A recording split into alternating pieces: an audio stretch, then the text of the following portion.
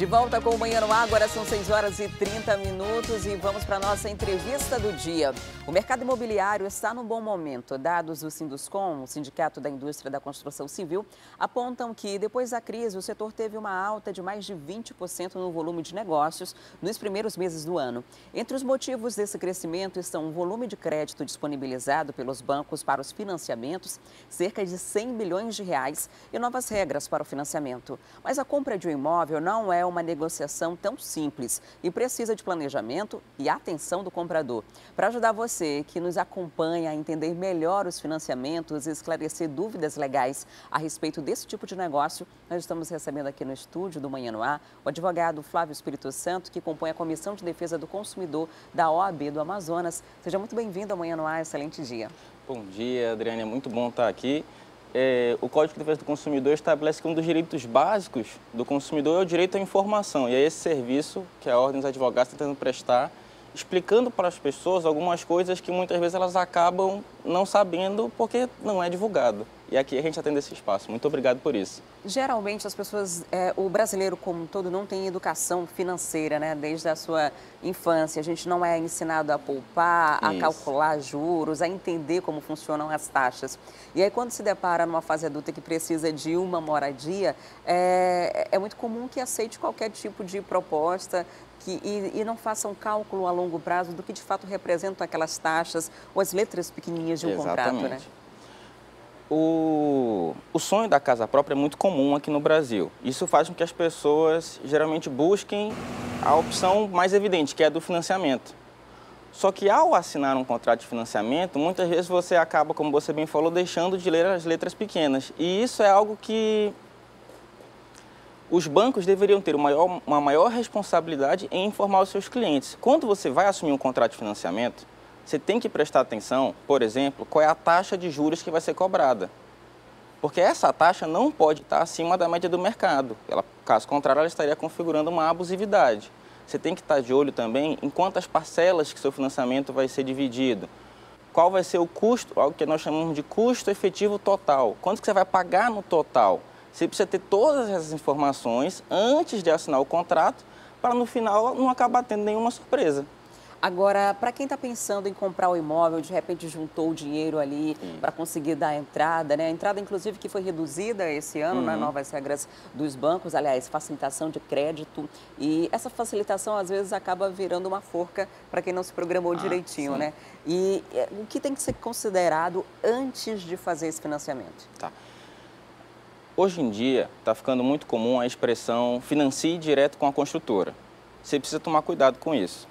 Não que as construtoras não possam atuar em parceria com instituições bancárias e oferecer o financiamento, mas a questão é, quando a gente pensa em financiamento imobiliário, a gente geralmente pensa no Banco Estatal, que é a Caixa Econômica Federal, que é a instituição que tem a exclusividade do Minha Casa Minha Vida. Mas você pode adquirir imóvel através de outros programas, através de outras formas de financiamento e através de outros bancos. Verifique se a instituição com a qual você está financiando a sua casa, ela é uma instituição sólida. Senão, você pode acabar pagando parcelas, aquela construtora pode acabar falindo com a qual você financiou direto e você vai ver o seu dinheiro desaparecer. O ideal é você se perguntar, por que esse pessoal está me oferecendo um financiamento tão facilitado? Pesquisa sobre a construtora que está vendendo o imóvel, pesquisa sobre o banco que está realizando aquele financiamento, se você não conhece aquele banco. Toma cuidado com quem que você está se envolvendo, até porque quando geralmente se oferece esses financiamentos que não passam pelos grandes bancos, tem o risco de você estar adquirindo, inclusive, um terreno irregular.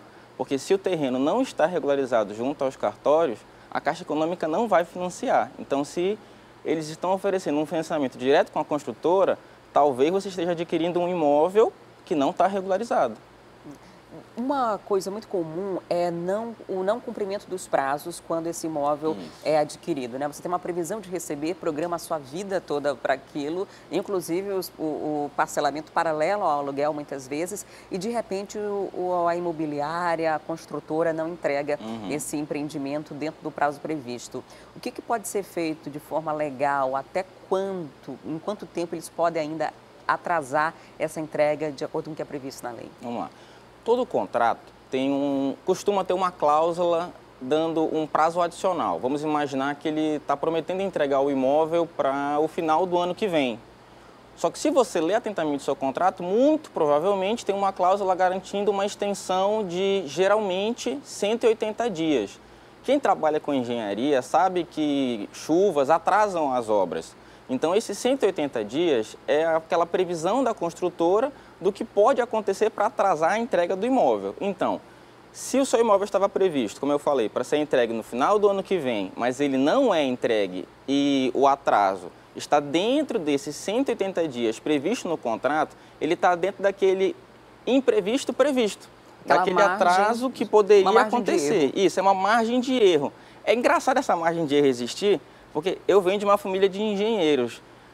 Embora eu tenha feito direito, e o engenheiro já sabe que vai chover, já sabe que tudo isso vai acontecer e poderia se planejar para evitar isso.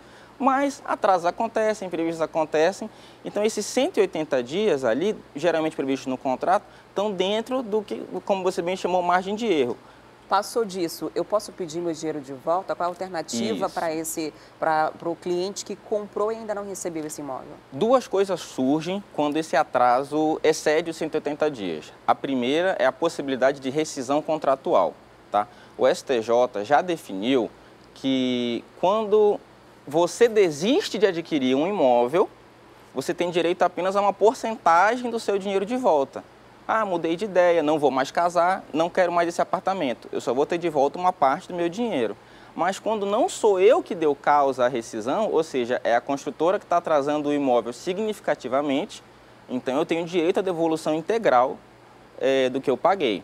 Essa é a primeira situação. A segunda situação é o que a gente chama de dano moral. É aquele que não é quantificado em valores específicos. Não necessariamente o que você pagou, mas o prejuízo que isso pode ter te causado. Porque você imagina, você mora hoje num apartamento de 1 quarto, 2 quartos, tem um filho e está se planejando para ter um segundo filho. E adquire então um imóvel maior. Esse imóvel atrasa, você tem esse seu segundo filho e a sua vida começa a estar diferente daquilo que você planejou. Então você teve um prejuízo por causa disso. A jurisprudência hoje, que é a coletividade de decisões dos tribunais, tem entendido que o dano moral na entrega do imóvel, ele não é o que a gente chama de objetivo. Por exemplo, se alguém colocasse o seu nome no Serasa sem você estar devendo, então isso é o que a gente chama de dano moral objetivo. Só o fato de você ter ido para o Serasa sem estar devendo nada, você já tem esse, digamos, direito ao dano moral. Mas o atraso na entrega do imóvel não te dá um dano moral automaticamente. Ah, não, o meu imóvel está atrasando, você tem direito à rescisão, mas você não necessariamente tem um dano moral. Cada caso vai ser avaliado individualmente. Cada caso tem que ser avaliado individualmente. Você precisa verificar qual é o prejuízo que aquela pessoa está tendo, porque uma coisa é quem tem um imóvel próprio e está comprando um imóvel com a perspectiva de alugar sem ter a certeza de que vai alugar aquele imóvel, não tem um prejuízo muito claro ali. E outra coisa totalmente diferente é como você falou, aquela pessoa que está pagando aluguel, está juntando seu dinheiro com dificuldade, esperando o imóvel. Às vezes a pessoa agenda a data do casamento próximo para a entrega do imóvel, imaginando começar uma vida nova, o imóvel atrasa e os planos mudam.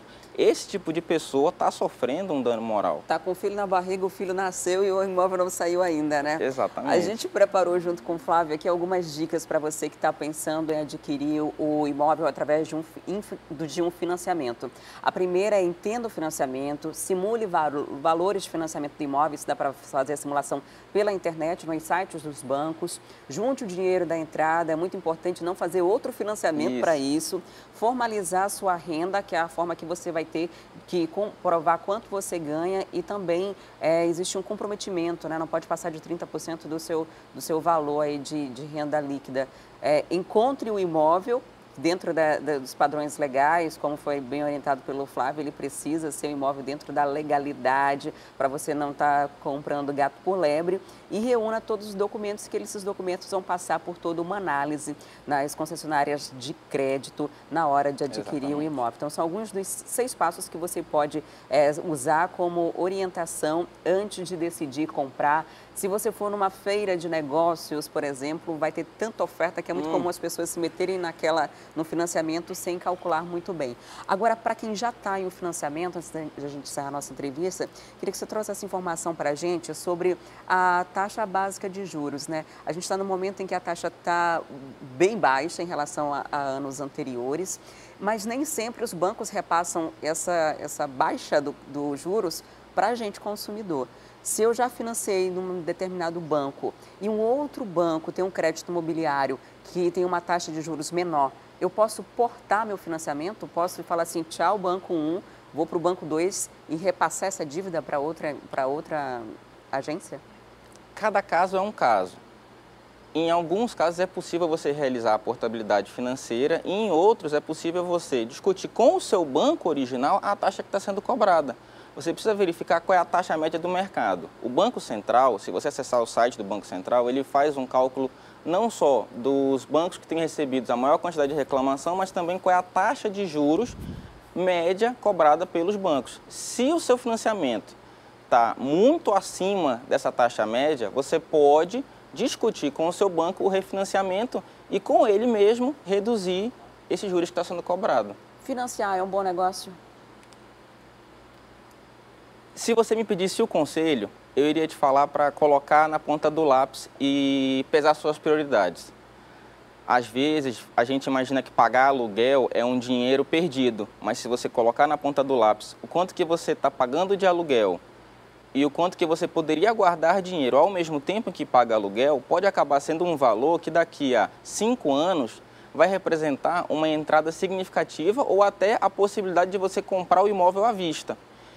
Não vou dizer que financiar é um bom ou mau negócio, isso vai depender de cada situação, mas o melhor posicionamento que se pode tomar é ter cautela, aconselhar-se antes, não tomar decisões precipitadas, conversar com pessoas que já adquiriram imóveis antes, conversar com a sua família e planejar, porque você vai estar assumindo um compromisso muitas vezes por 30 anos. E talvez se você esperar 5, você vai conseguir juntar um dinheiro que vai te permitir dar uma entrada maior e pagar uma parcela menor durante 15 anos. Então você ganhou 10 anos de parcela que você não precisou pagar porque você por 5 anos poupou. Então financiar é um bom negócio desde que você seja uma pessoa que tenha uma educação financeira. Caso contrário, você pode estar entrando numa roubada. Entrando nessa dica do Flávio, aí é importante você pensar quantos anos você tem hoje e quantos anos você vai ter quando terminar esse financiamento. Se você tem 30 anos, se for fazer um financiamento no prazo máximo, vai terminar de pagar com 65 anos esse imóvel. Então é importante pensar de todos os lados na hora de tomar uma decisão tão importante como essa, que é uma decisão que envolve toda uma família. Muito obrigada por sua participação aqui no Manhã no Ar, por trazer essas dicas para a gente. Obrigado, Adriane. Recebi hoje o Flávio Espírito Santo, advogado, membro da Comissão de Defesa do Consumidor da Ordem de Advogados do Brasil, Seccional Amazonas. E quase todos os dias a TV A Crítica vem denunciando os problemas que a população enfrenta no transporte público de Manaus. Muitos dos ônibus da capital estão em péssimo estado de conservação, com mais de 10 anos de uso, oferecendo riscos aos usuários. Enquanto isso, na Câmara Municipal, a CPI, que poderia investigar as empresas de transporte coletivo, está longe de acontecer por falta de força política.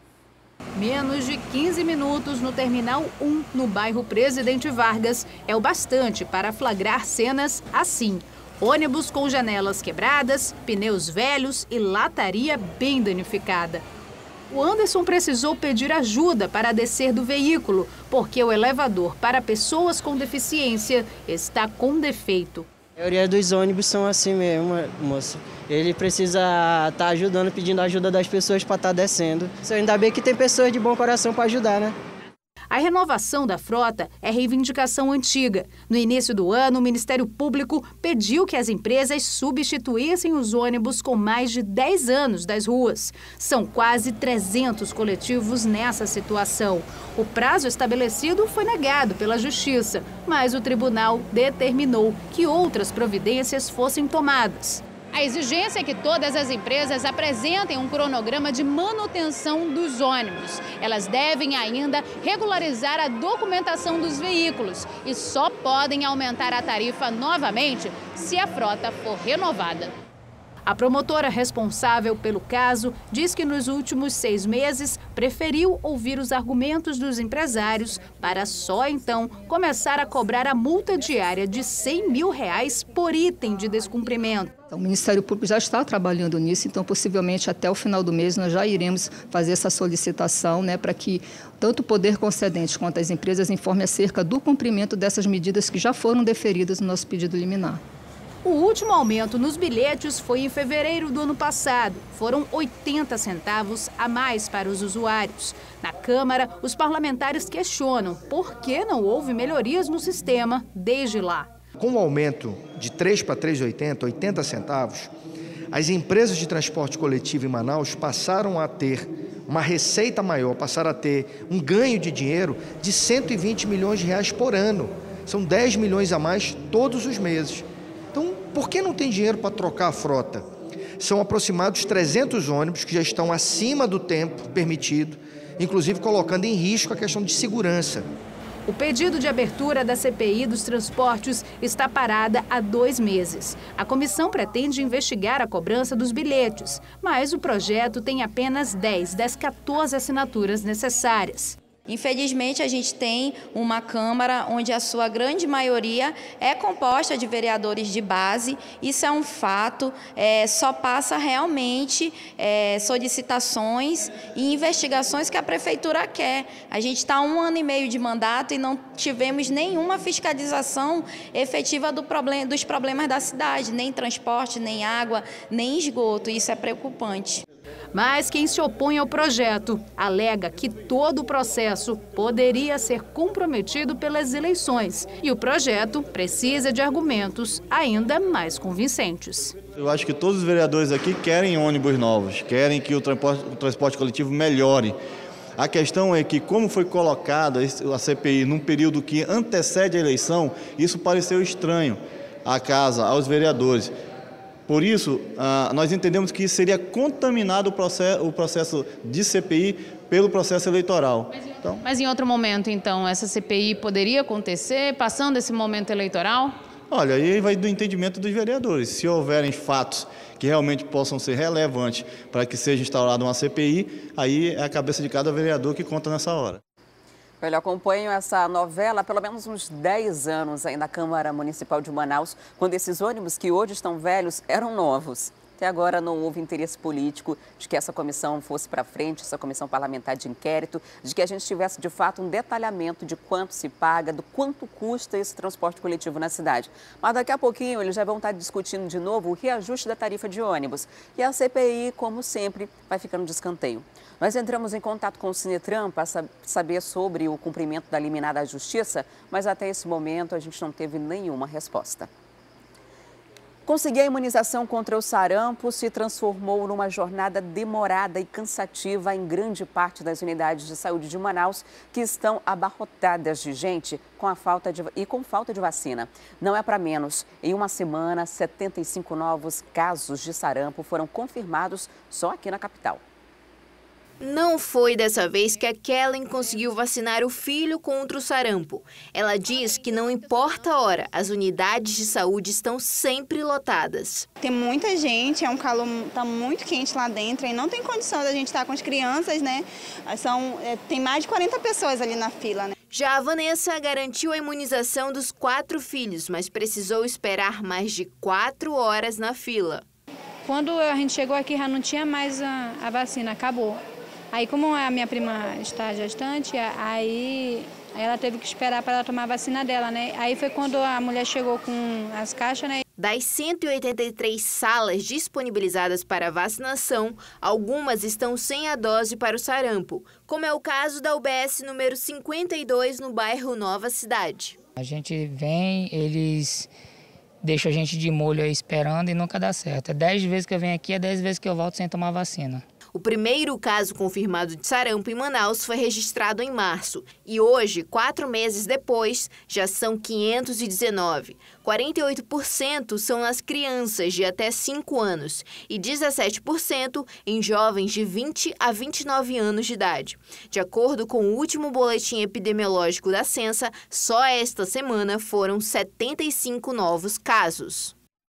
A Secretaria Municipal de Saúde informou por meio de nota que houve um problema de abastecimento de vacina tríplice viral em algumas salas de vacinação por causa do aumento da procura, mas logo vai ser normalizado. Informou ainda que o Ministério da Saúde fez a remessa nesse fim de semana, porém o diluente usado na composição da vacina precisa ser ambientado para que ela tenha eficácia.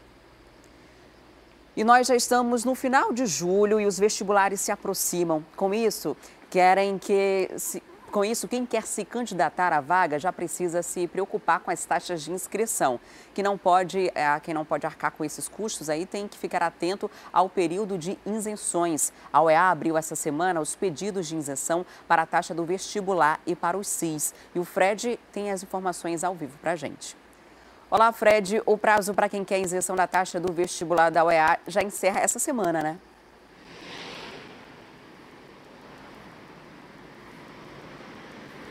Sim, Adriane, até o dia 27, ou seja, até a próxima sexta-feira. Vale ressaltar que esse pedido teve aí a abertura na última segunda-feira para os interessados, aqueles que querem prestar o vestibular da UEA ou mesmo o CIS, Sistema de Ingresso Seriado. Os interessados devem acessar o site www.oea.edu.br.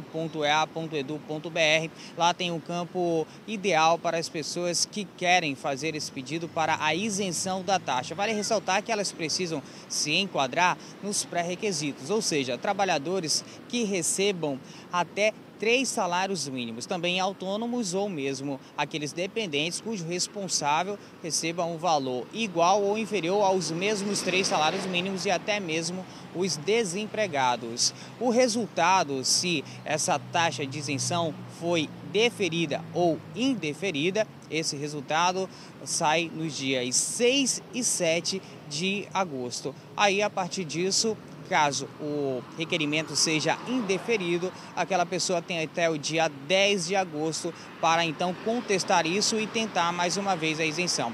As inscrições no vestibular e no CIS, elas vão do dia 10 até o último dia do mês de agosto. As provas devem ser aplicadas nos dias 21 e 22 de outubro. Vale só ressaltar um detalhe: aquele que tiver a isenção dessa taxa deferida, ou seja, que conseguir essa isenção, não automaticamente estará inscrito. Ou seja, tem que atentar para isso. Se conseguir a isenção, depois tem que ir no site e fazer mesmo assim a inscrição. Adriane. Tá certo, Fred. Muito obrigada pelas informações. Você que está pretendendo realizar o vestibular, então fique atento a esses prazos. Quem sabe não consegue essa isenção e faz sem pagar a taxa, né? E você já recebeu a primeira parcela do 13º salário? Já gastou ou não sabe o que fazer com esse dinheiro? Já já a gente volta com dicas para quem quer investir essa verba extra. É um instante só, não saia daí que eu volto já já.